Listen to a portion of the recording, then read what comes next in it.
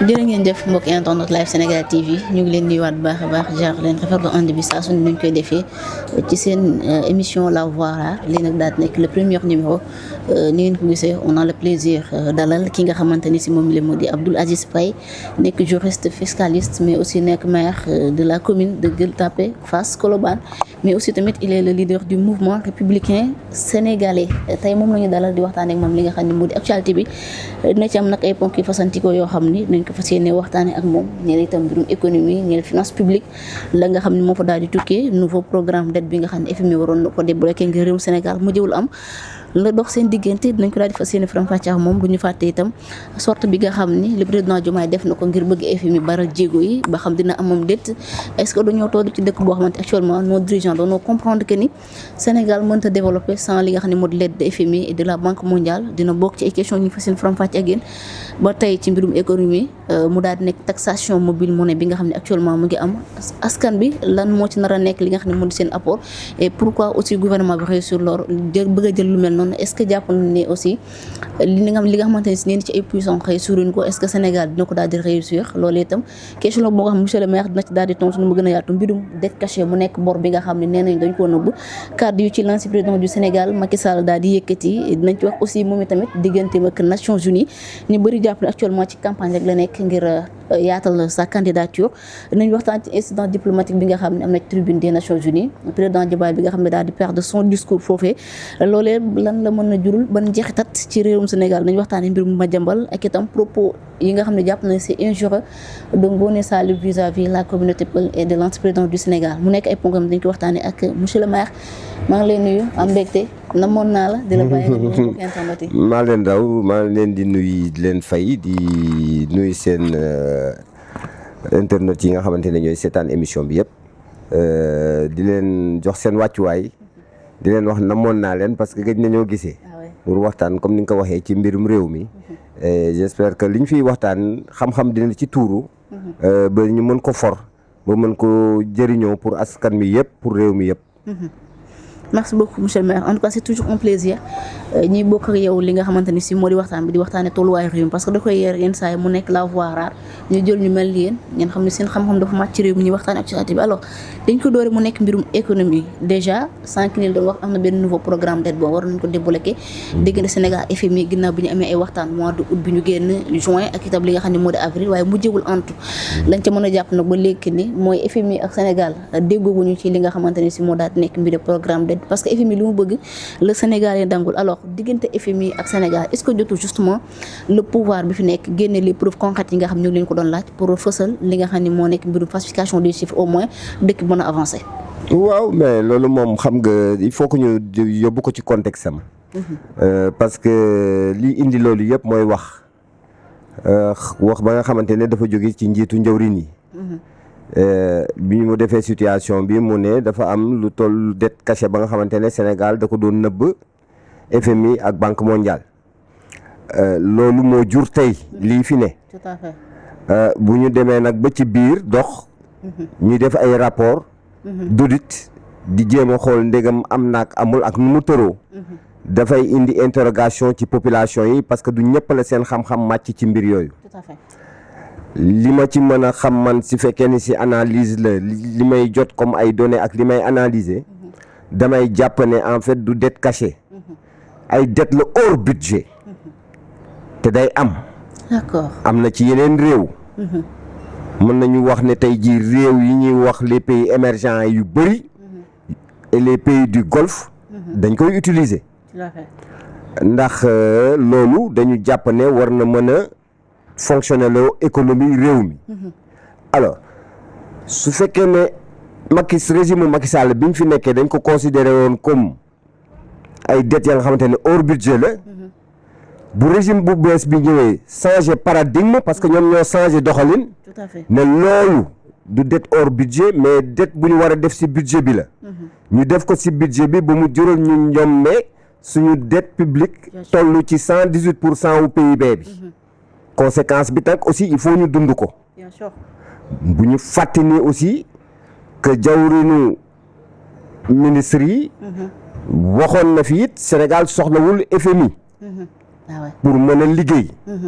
alors bu ñu toogee lu topp ci ay attaque lu topp ki nga xamante ne moom la askan wi tànn fal ko jiital ko à 54% dem toog ci jël microm ne FMI war na baral ay loxo baral tànkam ndax ñu régler problème bi ñu xam fu ñu féete koo soxlawul nga koy laaj muy baral ay tànkam normalement dans la logique. kon léegi soxla nañ ko kon ca njëlbeen ma mënoon nañu wax ne soxla ñu FMI bien sûr.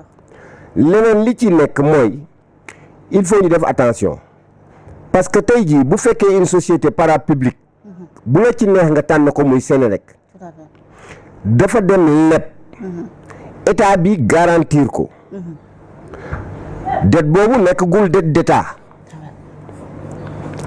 ndaxte tant que Senelec mu ngi fay état bi du ci intervenir mais bu Senelec demee bu mënatul fay ba nekk dans une situation li ñuy tuddee di ko woowee insolvabilité ou en instance de faillite si le état bi di subroger Senelec dékku deg bi commencé ko fay mu ngi mel ni tey jii rek nit ku am salaire dem ci banque ba di fa leb xaalis ñu ne ko foog nga am ko la garantir magam jóg xëy na surface financière am permettre na ko mu dem garantir ko ñu lebal ko donc kooku tànk mu ngi fay kenn mënta topp mag ja mais bu fayatul nag ñu topp mag ja donc loolu aussi leeral la bu ñu war a jox nit ñi askan wi mais li ñu ciy tiire rek mooy li ci ëpp solo mooy lan ci waxu président de la république mooy ne ko FMI ñu bëgg ko ñu bañ ko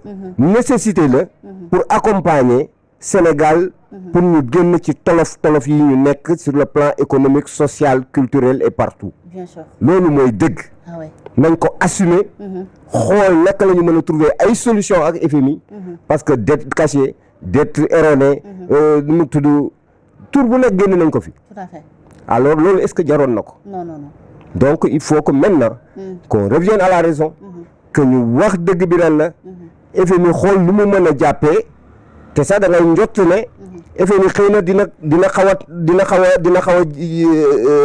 a xoolaat taxawaayam tuuti parce que ñëpp ngi sentir ne électricité bi tey jii muy woyofal bi muy courant bi dafa yokku est-ce que dindiwuñu ci suuf subvention bi c'est la grande question pour tey FMI mën a antu si li ko Sénégal di ñaan loolu aussi lu mat a bàyyi xel la. bien sûr alors finance publique bi ñi nga xam ne ñoo di waa Côte d'Ivoire tey FMI débloqué leen toll ci 471 milliards de francs CFA est-ce que aussi sur le cas du Sénégal bu léegi ñu discuter mën a fexe ba ant jotul tamit Sénégal ñu mën a détacher li nga xam ne moo di politique avec les finances publiques. waaw xam nga il faut toujours ñun même sama parti bi ngay tudd léegi depuis longtemps suñu programme dañ ko ci bindoon di wax ne il faut que ñu séparer l'économique du politique. tout à fait. suñu bëggee réew mi dox il faut ñu séparer ñaar yooyu parce que bokkuñu la gestion d'un pays dafa laaj rigueur la gestion d'un pays dafa laaj xam-xam la gestion d'un pays dafa laaj teey parce que géopolitique la ñu nekk géopolitique boo ci nekkee da ngay xam ni ngay waxee da ngay xam ni ngay doxee et da ngay xam yan démarche ngay am mais bu fekkee ne réew mi dañu jël lépp jaxase ko bugg ko politiquer rek mooy réew mi pareegul sax pour génne boppam ci ndox mi. bien sûr alors ci li nga xam ne ba tey moo nekk économie bi waxoon nañ amoon na yeneen levier yoo war nañ fa mën a jaar. justement te duñu jaar ci li nga xam ne moo nekk les institutions de Bretton Woods ku ci mel ni FMI Banque mondiale tey levier yooyu yan la war a mën a doon justement en tant que fiscaliste. ñoom ñoo ko waxoon ne am nañu yeneen levier yu ñu mën a jaar levier yi nag biñ ko waxee aussi dañuy compter ci fiscalité wu Sénégal. parce que ressources yi fiscalité bi mën a générer. war naa mën a doxal réew mi ba ñu xayma ko woon ne presque 5000 milliards la yaakaar naa su ma juumulee. tout à fait. ak lu topp. alors donc tey jii xëy na gis nañu ne loolu ñu doon wax mënut la nekk. parce que loolu mooy indi. ay taxation ya nga xamante ne da ngay dem. mooy l'histoire de la vache rek. d'accord. nag wi. meew mi mu am dong moo mën a rat. boo ratee meew mi ba mu jeex.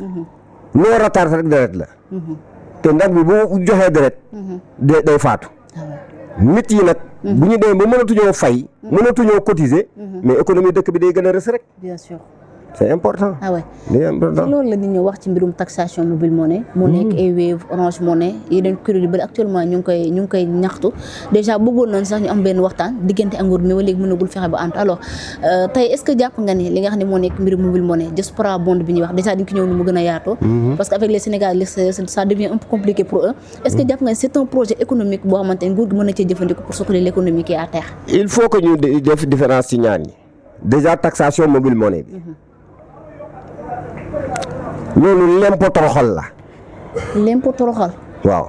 comment. ndax ki amul lu mu lekk. nga bëgg ko tegaat sas. yaa ngi koy toroxal.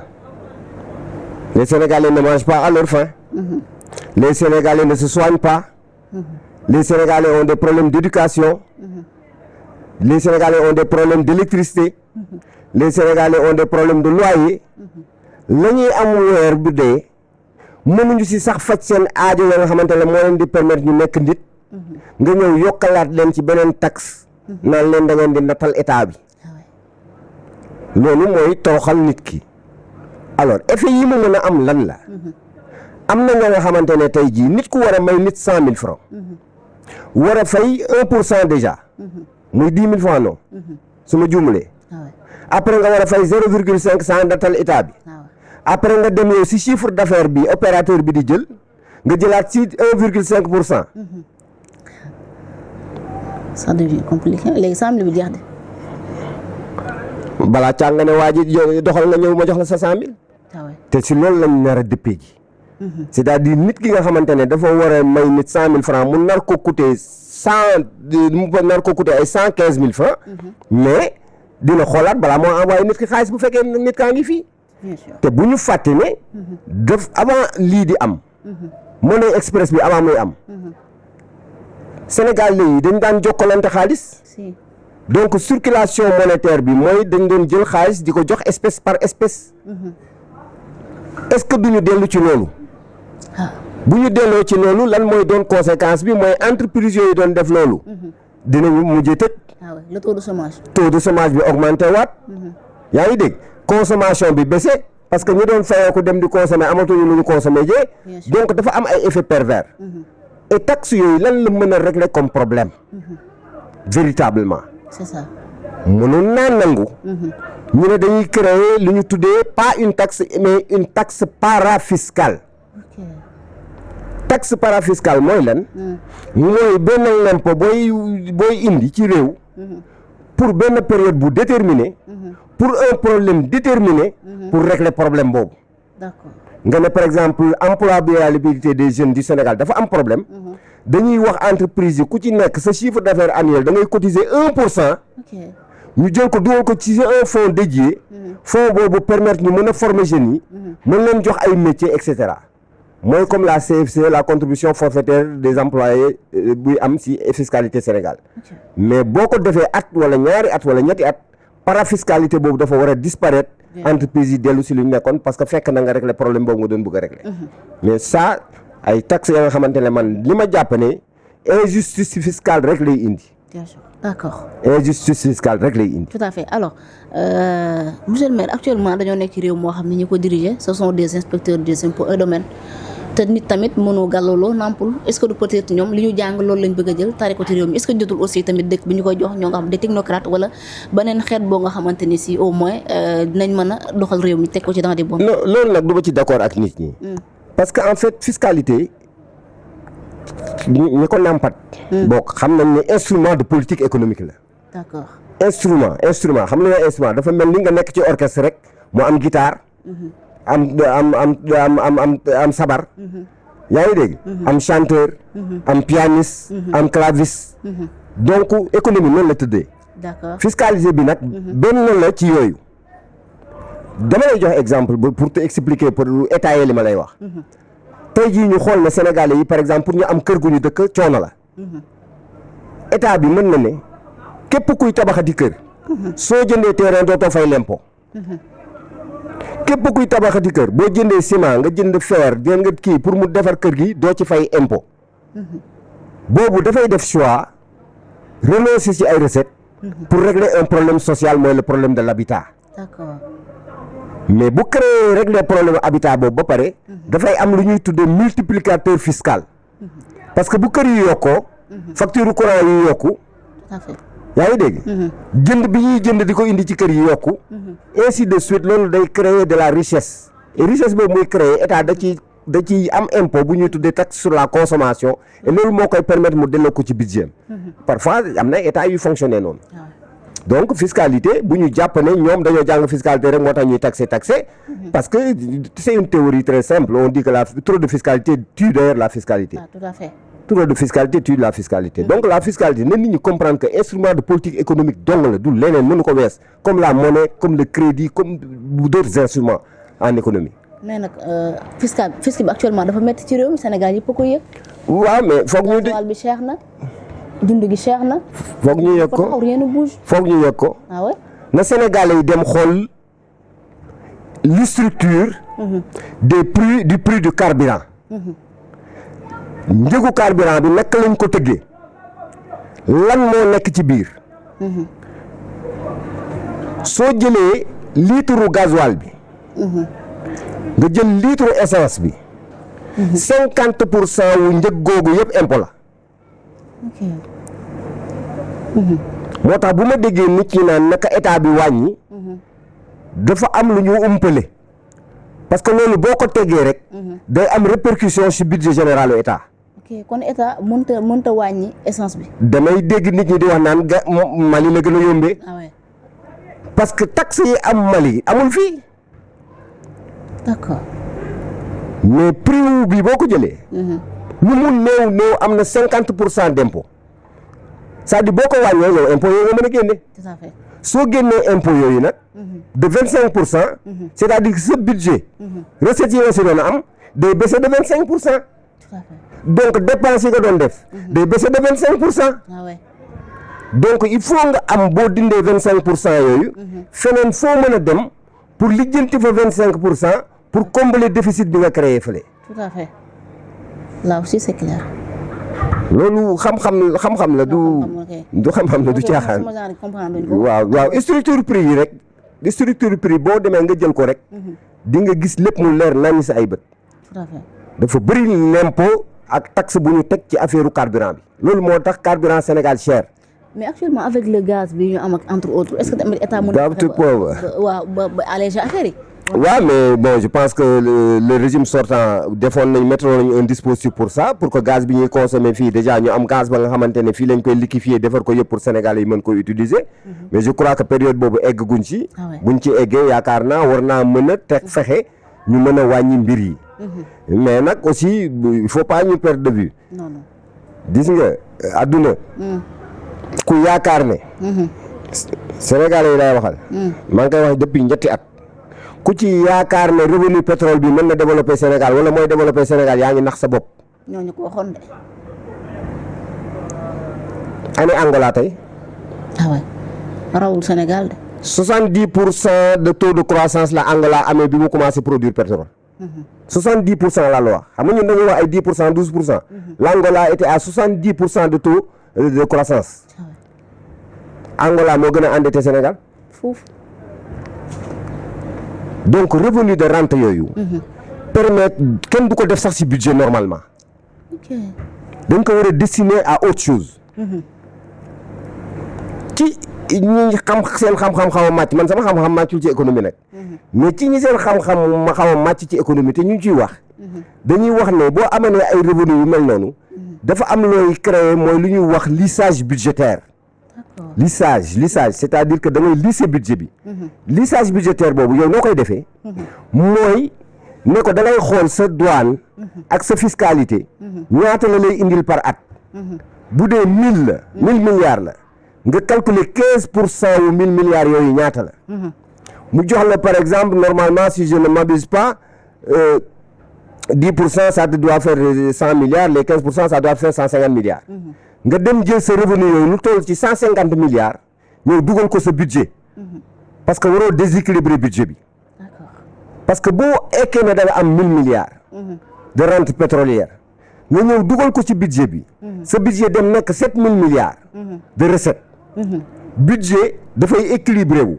tout à fait. soo amee 7000 milliards de recettes tu es obligé de dépenser 7000 milliards. D'accord. 7000 milliards yooyu ci lan nga koy dépenser. ci tabax hôpital. ci tabax université. ci tabax l'école. année bi ci topp. su fekkee ne barilu pétrole bi dafa wàcc. D'accord. au lieu que nga am 1000 milliards. mën nga am 200 milliards. D'accord. alors que yow bi nga jëlee 1000 milliards yi de def nga ay investissement yoo nga xamante ne maintenance annuelle am rek dépassé na 250 milliards. te loolu day indi crise budgétaire. Tout à fait. moom la tubaab yi demoon bu tuddee ko ce qu'on appelle la maladie hollandaise. D'accord. parce que c'est expérience la ñu gis ci àdduna. Tout à fait. Ah là aussi c'est grave hein. mu ngi noonu bokk. bala ñuy jeexal ci finance publique bi. mbirum eurobond yi yaa ngi ko doon wax diaspora bond xaw ma. diaspora bond bi premier ministre wax avec ce plan ce fameux plan de redressement bi nga xam ne jàpp nañ ni c'est justement c'est un plan de fiscalisme mais pas un plan de redressement. est-ce que ce plan de redressement aussi jàpp nga ni benn plan la wax bu Sénégal war mën a sukkandiku en plus diaspora bond bi qu'est-ce qui lan mooy garantie ñi nga xam ñoo di mudu que ni état dina leen delloo seen xaalis. xam nga plan de redressement moom wax naa ci ba mu génnee plan de redressement des comptes publics la c'est pas un plan de redressement économique c'est un plan de redressement des comptes publics. Comment des comptes publics? C'est-à-dire comptes publics yi la ñuy jéem a redresser. Un plan de redressement économique. dafay induire des mesures économiques. Ah bien sûr waaw. Ban mesure économique le plan bi induire benn. C'est-à-dire que un plan de redressement économique aujourd'hui tu dis par exemple je donne un exemple basique Abdou Aziz Paye président de la République du Sénégal je damay wàññi dépense de fonctionnement wu état wu Sénégal à 50%. Bien sûr. Par exemple. waaw. 50% yi dama koy dem defi ci agriculture bi. pour ñu mën a bay mën a créer richesse. mën a créer une chaîne de valeur. pour mën a créer emploi. pour mën a créer ay revenus. revenus yooyu jur ay taxes.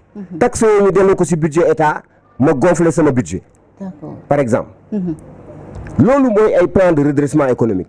Bien sûr. mais su fekkee ne da ngay wax ay l'impôt laay jël fii ci lii laa soxla fii laay jëlee impôt bi. te yow amoo projection. que xaalis boobu ngay jël foo koy yóbbu. non dafay du nekk plan de redressement économique parce que plan de redressement dafa am lu mu àndal. Bien sûr.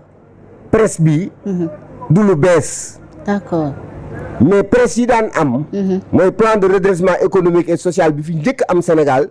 noonu lañ ko pratiquement xawoon tëggee. D'accord. mais plan boobu dafa amoon benn lënc bi ci nekkoon. mooy dafa entraîner déflation employé yu bëri. D'accord. mooy ba ñuy wax départ volontaire. Tout à fait. si la ñu créé après. nu mu tudd l'ajustement structurel. à visage humain. parce que bële amul woon visage humain. Si. parce que dañu dàqoon ñu bëri ci fonction publique bi ñu bëri dem retraite ci fonction publique bi. et loolu moo doon difficulté yi. Tout à fait. donc il faut faire très attention. si li ñuy wax nit ñi. parce que loolu moo ñuy dab ëllëg. Bien sûr. indi laaj ñu yeneen jeexital. Mais juridiquement ce plan est illégal hein? xam nga tant que loi wotewuñu loi dindi fi PSE wu Macky Sall boobu. parce que la mais PSE Macky Sall loi la moo fi teg. déjà boo nekkatul ci PSE bi la première chose à faire mooy da ngay jël loi dindi PSE boobu. Bien sûr. jël beneen loi bu bees ne loolu référentiel u Sénégal léegi loi bi lii la. donc pour donner mu am légalité. après nag nga dérouler ko. Bien sûr. mais yooyu man gisuma ci sama bopp. gisuma ci aussi avenir u Sénégal. te am naa sañ-sañu wax ko. D'accord. eurobond yi. du lu bees. emprunt obligataire la. alors dafa mel ni rek. ngay ñëw ay robe ñëw benn robe tuddee ko Fanta. parce que Fanta am na popularité. waaw. esthétique la rek. c'est pour charmer. D'accord. mais diaspora Sénégal mën na ko laaj. Sénégalais yi nekk fii mën nañ ci dugg. étrangers yi mën nañ ci dugg.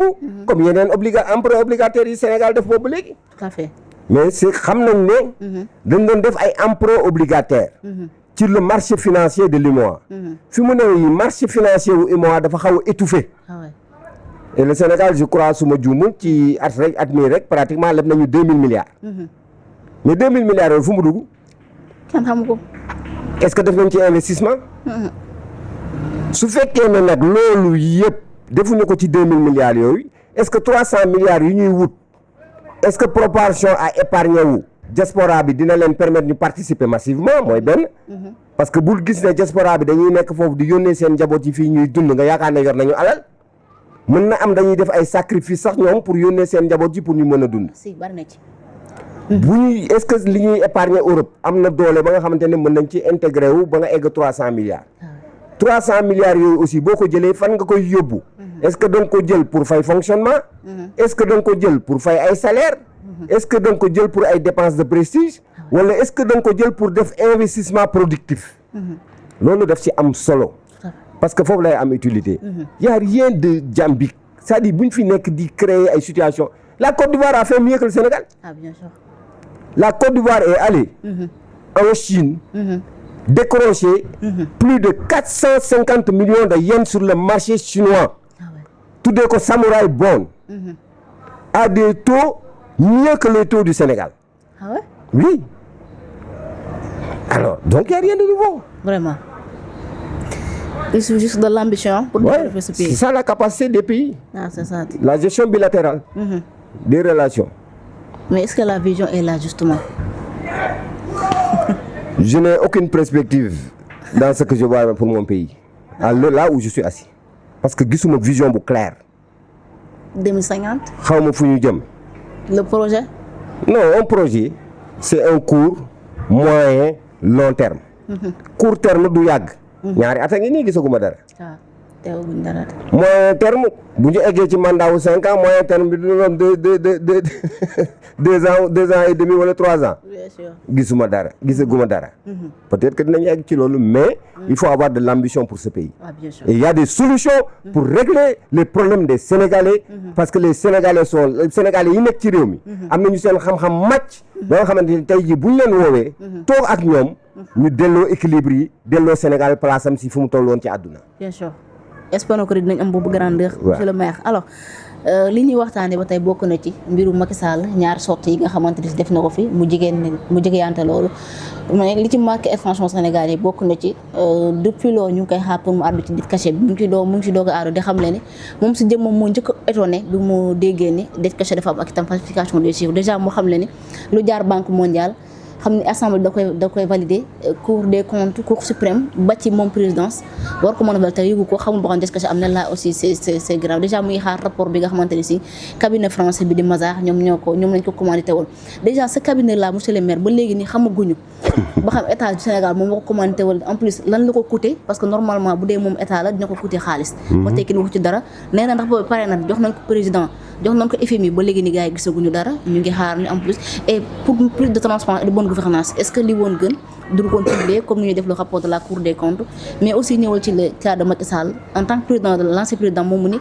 musul yéeg ni det cachet am na ci réew mi est-ce que yéen a maanaa waaw moom bu jaaxlee ñëpp war a jaaxle moom mi doon jiite réew mi bu ne moom loolu du ko njëkk jaaxal xëy na dañu lépp ci monnaie ba nga xamante ne ñun Sénégalais yi xamaguñ ko mais du devise xëy na xaalis boobu ñuy wax ci benn monnaie ba nga xamante ni du devise lañ ko lebee parce que bu dee ci devise lañ ko lebee moom mënuñu koo fay te du jaar par le circuit financier traditionnel xaw ma nag parce que man gisuma rapport gisuma dara mais daal xam naa ne si li ma xam sama xam-xam gu gàtt gi ma xam mooy bu dee devise lañ ko lebee woon buñ koy fay nécessairement foog mu jaar ci circuit financier il faut que banque centrale des États de l'Afrique de l'Ouest yëg ko mënu koo bañ a yëg bien sûr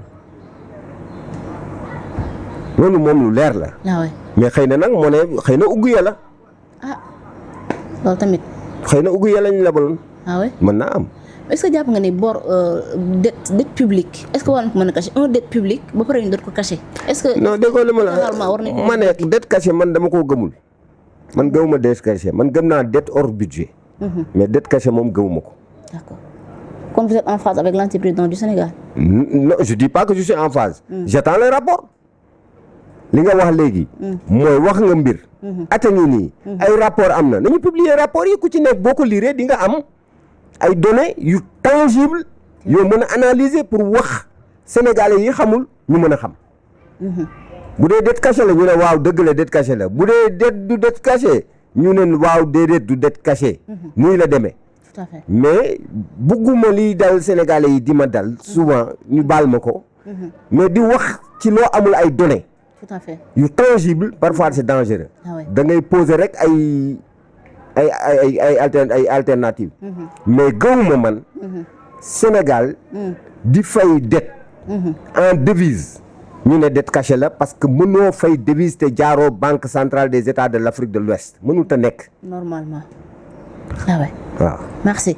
alors des nañ ci ba tey Macky Sall ba tey sortem bi ñu bëri jàpp ni actuellement day rester sur le terrain justement pour mën a doxal sa campagne Nations Unies déjà la question bi ñu ko posé mooy que ni moom dàqul loolu mais il va falloir que ñi nga xamante ñoo nekk l'Afrique de l'Ouest jàppale ko aussi ñi nga xamante moo nekk le conseil de sécurité de l'ONU aussi jàppale ko ci mel ni États-Unis Russie ak yeneen dëkk yam ñoo féete la Chine ak la France ndax ñeenti dëkk yooyu ñoom ñoo ëmb kuréel googu noonu aussi tamit soutien de son propre pays mu nekk le Sénégal mais déjà pour le Sénégal moom il est disqualifié parce que ñu bëri jàpp na ni Macky Sall li mu fi def yëpp ci ay tooxi doona du nekk li nga xamante moo di secrétaire général de l'ONU est-ce que yéen pare ngeen justement pour jàppale ko ci loolu noonu wala jàpp ngeen ni Macky Sall war na ko mën a doon. waaw déet dëkk bu famine am.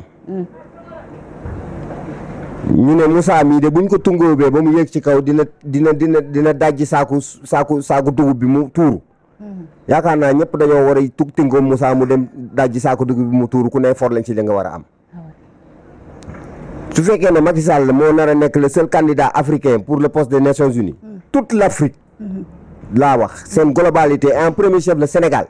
ñoo ko war a jàppale ñoo ko war a gunge parce que njëriñu Afrique la njëriñu Sénégal la parce que au moins bu ñuy décider foofu di wax. seen doomu réew. seen doomu askan. dina fa taxaw di ko fekkee. bien sûr. te yaakaaruma ne ji nañu Macky Sall. lu mu war a demee foofu. war a défendre suñuy ay intérêt te du défendre suñu ay intérêt. loolu xalaatu parce que lañ ko waroon jox yépp jox nañ ko pendant fukki at ak ñaar. moo ñu deseel nag.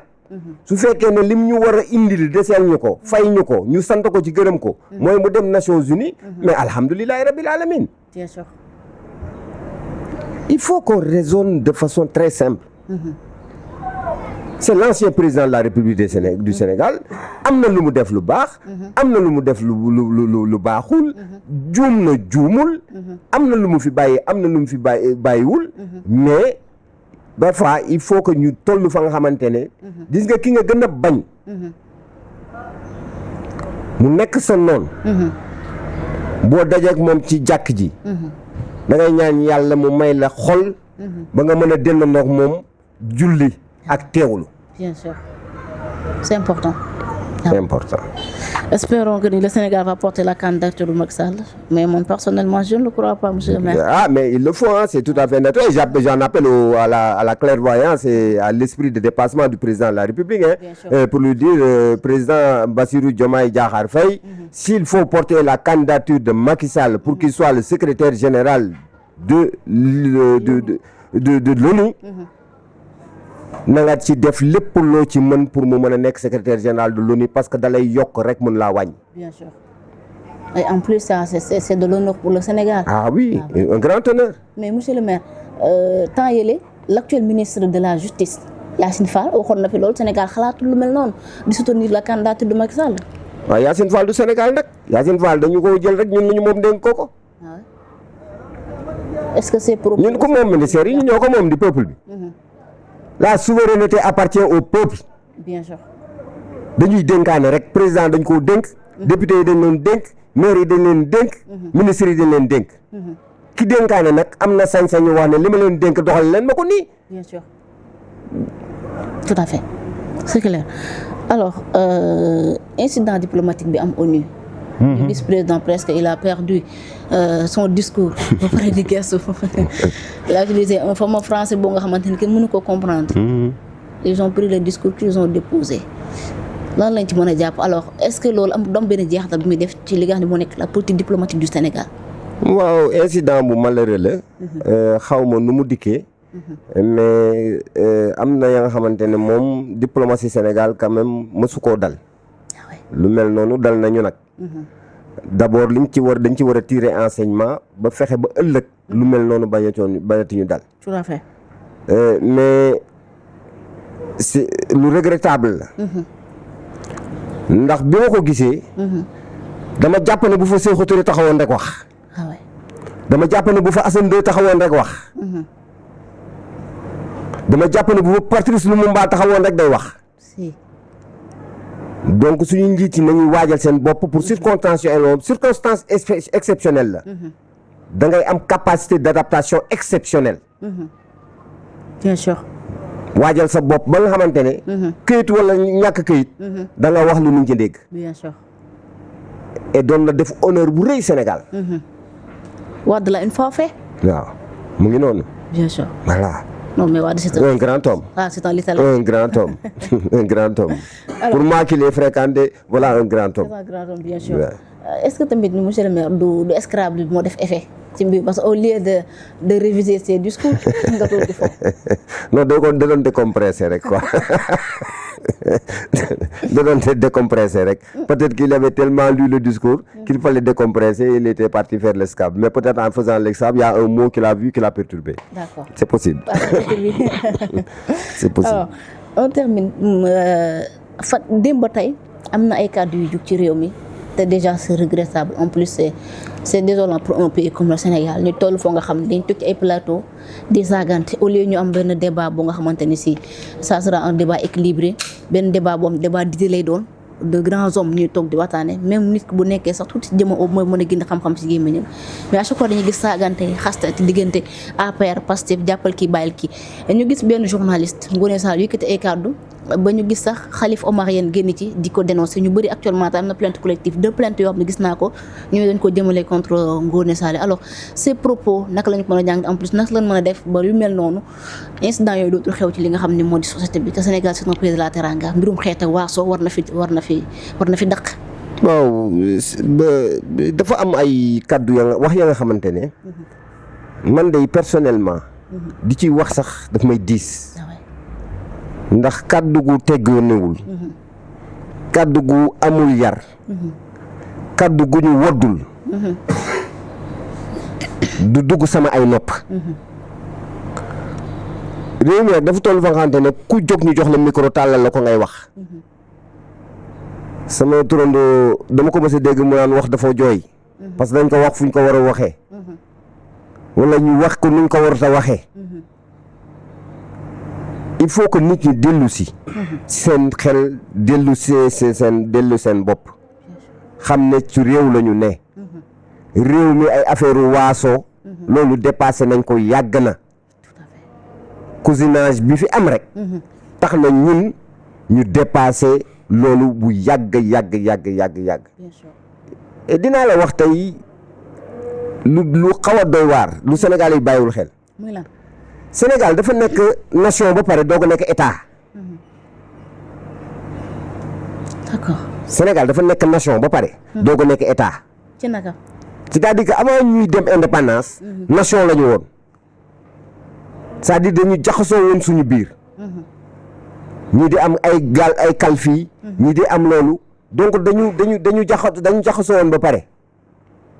tout à fait. après nag ñu dem indépendance doog a am état.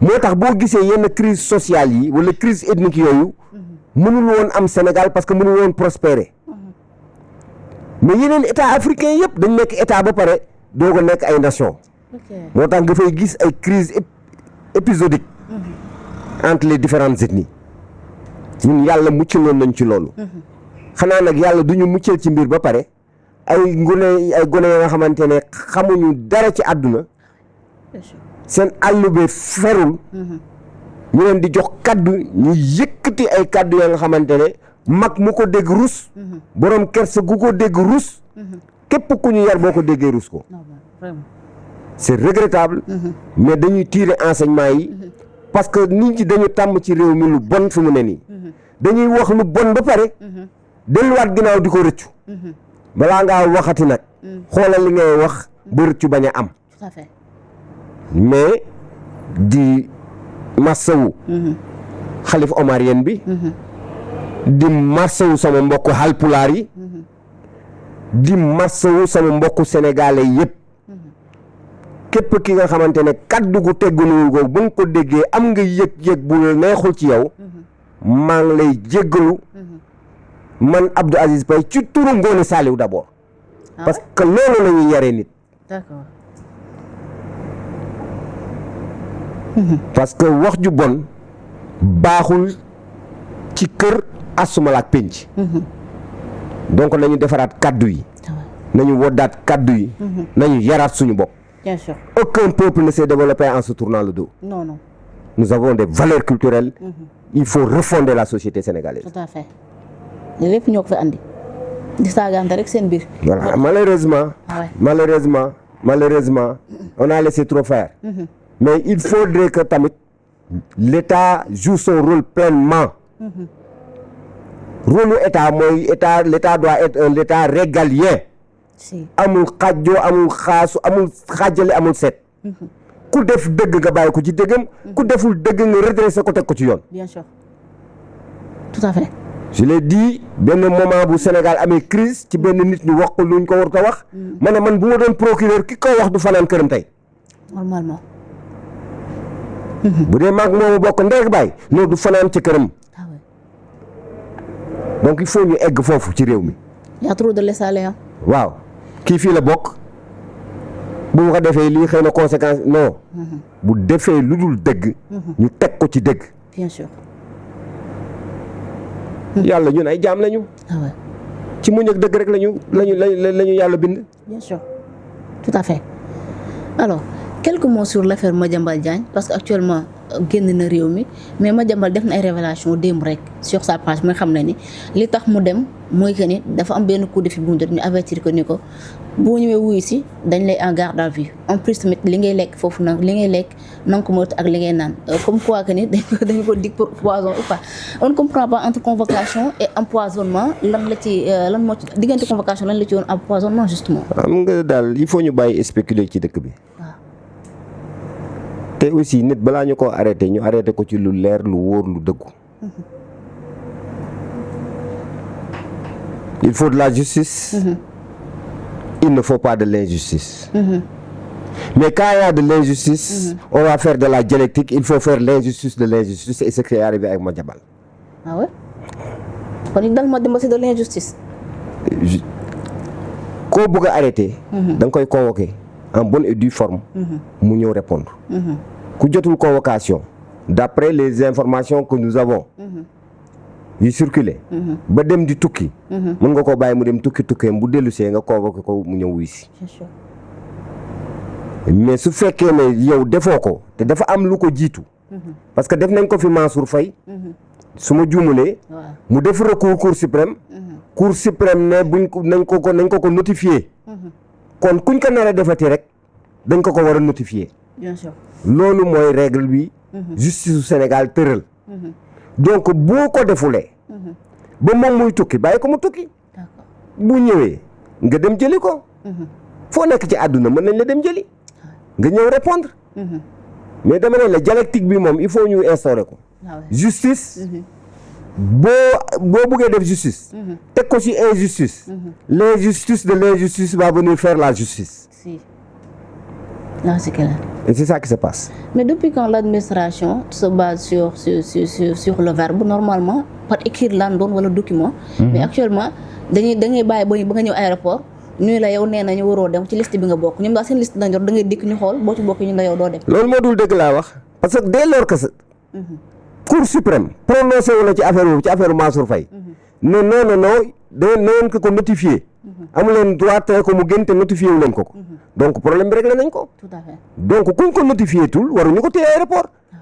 su fekkee ne notifié woo ko moom ba mu dem nga bëgg ko téye aéroport yaa ngi def injustice. c'est-à-dire li justice su Sénégal wax yaa ngi koy jël salfaañe. boo ko salfaañee nag yow amoo droit ne damay salfaañe justice du Sénégal ba pare.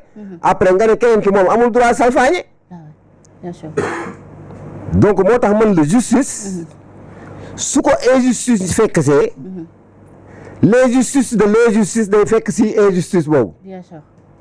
ñu doog a nekk si justice. d'accord alors maître Bamba Cissé décision bi mu jël pour dàq ñaar ñi nekkoon foofu nag mu nekk le commissaire AIBD ak le chef bi nekkoon foofu aussi le chef de la DIC est-ce pas une décision boobu c'est un peu exagéré parce que ñoom ñaar aussi amuñu ci benn part de responsabilité pour mu dàq leen. xam nga dafa apprécier rek xaw ma sur quelle base la ko defee.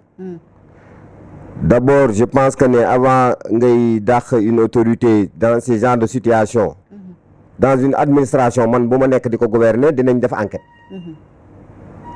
ba xam tenants yi ak aboutissants yi doog a jël une mesure. Mais yu mel nii bu xewee ci réew ministre def ko ak réew mu mënti doon dañ naan bouc émissaire la ñuy wut. Est-ce que servir ñu de bouc émissaire est-ce que tooñu ñu leen. Parce que il faut nga établir fausse nit ki pour mën ko sanctionner. Tout à fait. C'est vrai que ministre bi am na prérogative wu dindi la fa. am na prérogative wu nommé fa ku ko neex. parce que yoon moo ko jox loolu. mais bu situation amee nga def ko rek. te fekk xëy na waajaloon nga ko sax. dafay niru leneen. Bien sûr.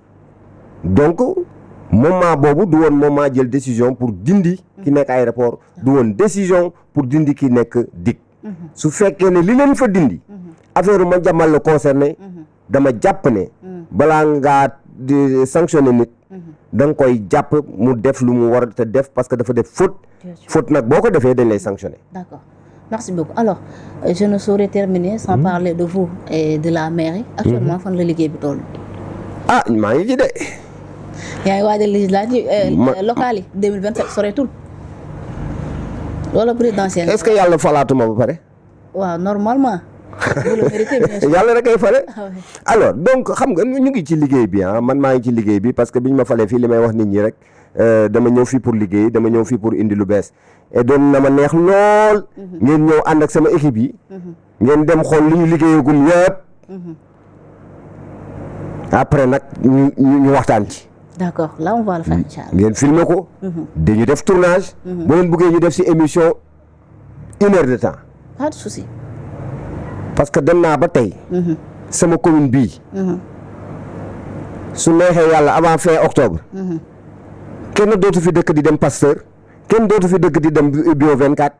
kenn dootu fi dëkk di dem defi analyse feneen ak analyse bu mu mënti doon parce que tabax naa ko def naa fa matériel inauguration rek moo ci des pour population mën ko utiliser. D'accord. muy centre de diagnostic et d'imagerie médicale de dernière génération bu ma tabax sama biir commune. dans le cadre d'un partenariat te ça sera fonctionnel incha allah avant la fin du mois d'octobre. Macha allah. loolu rek doy na bilan. waaw doy na bilan kay vraiment laa mu doon ak yi ñuy gis ci tali bi je sais pas pavage yi ñuy gis aussi. on en a fait bi may ñëw Fass 4000 kilomètres de sable moo fi amoon. tey jii 300 mètres de suffit. D'accord, c'est important. bi may ñëw Gueule Tapée depuis Mamadou Diop kenn mësu ko pavé. Mamadou Diop ba ko defaroon pavé naa fa 16653 mètres carrés. des na nag lu bëri. mais comme pavage bi du lu ñuy maye. dafa cher. au moins tegagum naa loolu biir Gueule Tapée. xale yi fa dëkkit am fu ñu daan footballé. ñu tuddee ko terrain xelaw. fexe naa ba benn entreprise bu nekk fii. tudd Techno. nekk Colobane président fa di fa jaay. si cadre responsabilité sociétale d'entreprise. ñu ngi leen di defaral terrain boobu di ko leen ko gazonel. pour ñu mën fa football te incha allah le 12. bii dinaa ko inauguré jébbal ko doomu Gueule Tapée Gueule Tapée yi. Là c'est important. donc daal maa ngi sama yoon. maa ngi liggéey di dem. parce que buñ la falee. faluñu la pour nga wax. buñ la falee. faluñu la pour ngay teesante. buñ la falee faluñu la pour nga xuloo. buñ la falee dañ la fal pour nga yokkal askan wi li ñu amoon nga teg ci dara. kon ñun ñëpp ñu ñuy fal. nañu jàpp ne suñu mission du xuloo du taas teesante du saagante du jokkorbante du waxante lu bon. mais liggéey. moo ñu war a soxal ñu nekk ci ngir askan wi te ñu xalaat xale yi réew mi xalaat xale yi réew mi xalaat xale yi réew mi chômage baa ngi yokku xale yi amatu lu ñu def dafay yokk taux de banditisme bi day yokk taux d'agression bi te loolu état daf ci war a am taxawaay bu mat sëkk loolu mooy priorité Sénégal ndox mi mbënd mi population yu souffrir à travers le Sénégal état wu Sénégal na jël ay responsabilités mënoo di fay député lu ay 1,3 million 2 millions di fay ay ministre ay 2 millions te tey ji am na ay population ya nga xamante ne mënatuñu jéggi fu ñu dëkk pour dem seen marché pour am lu ñu lekk loolu du dëgg si c'est am réew il faut que ñu taxaw xoolaat bu baax réew mi régler priorité sénégalais yi priorité bi mooy na sénégalais yi mën a lekk priorité mooy na sénégalais yi mën a faju priorité yi mooy na sénégalais yi am liggéey priorité yi mooy na denrée de consommation première yi wàññeeku na ceeb bi wàññeeku na diwlin bi wàññeeku na suukar bi wàññeeku na électricité bi wàññeeku na ndox mi wàññeeku mu baaw naan Sénégal dégg jàmm. Macha Allah, un Sénégal prospère. waaw bien sûr.